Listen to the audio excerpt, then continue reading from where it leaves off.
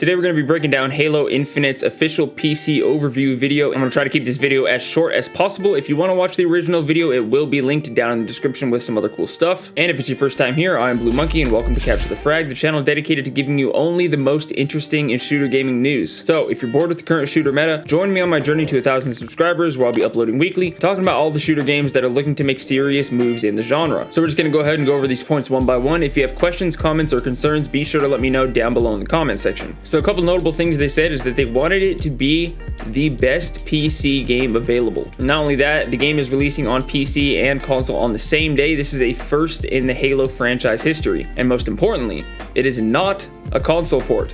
This is built from the ground up for PCs, so you're not going to see these things like, for example, with Horizon Zero Dawn, where it gets ported over to PC and it just ends up running like absolute shit. This is not only going to ensure a smooth launch, but also it's going to maintain the integrity of the game. So moving into our favorite part for us PC players is the settings menu. Now, most of the settings that you see on PC games that are just on and off switches, or maybe they'll give you a low, medium, and a high setting, no. All of those options are going to be sliders that you can customize from 0% all the way up to 100%. This is going to allow you to get the exact experience that you want out of the game, whether you want it to run smoother or whether you want it to have more visual details. Now you can set a minimum and a maximum FPS, not just a goal FPS, not just a maximum FPS, but you can set a minimum and a maximum. They're really catering to ultra wide monitor users, so they use a system called horizontal plus, where instead of seeing less on the top and bottom, they're actually expanding it so that you see more on the left and on the right side. Another cool option they left in, say you're playing on like a super ultra wide monitor, you probably don't want your radar and your ammo count in the very corners of the screen, so they added an option to bring those more into the center.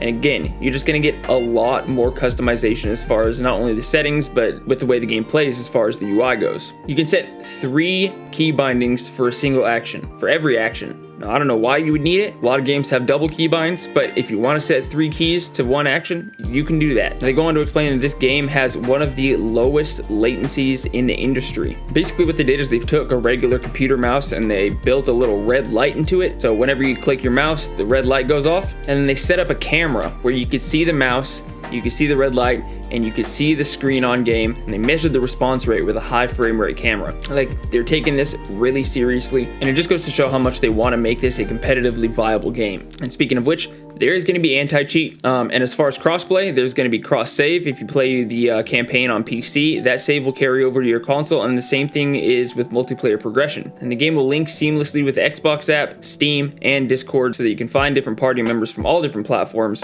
bring them together, and get into some games. Another thing tied to competitive viability, they say to try to make controller and mouse and keyboard competitive with one another is hard. It became clear that the right thing to do is give players choice. So what they're doing is there's going to be a mouse and keyboard ranked mode, there's going to be a controller ranked mode, and there's going to be a crossplay ranked mode. This is a great example of putting players first that you don't often see in games. You can also deploy your own private LAN server to host LAN parties, and they did partner up with Razer if you want to pick yourself up a custom keyboard, mouse, or headset. Now they really worked with Razer here, and the RGB lighting on the keyboard actually responds to what happens in games. So when you die, the keyboard's going to light up red and have a certain animation. If you're low on ammo, it will notify you on the keyboard via different lighting. Really immersive stuff. And then they also developed with AMD a Halo themed GPU, and it's supposed to be the best performing GPU that AMD has ever developed. It's called the RX 6900 XT. It's not for sale, and you can actually enter to win a copy. I'll put a link down in the description, but they made a tweet, so if you want to follow that link down below, if you want to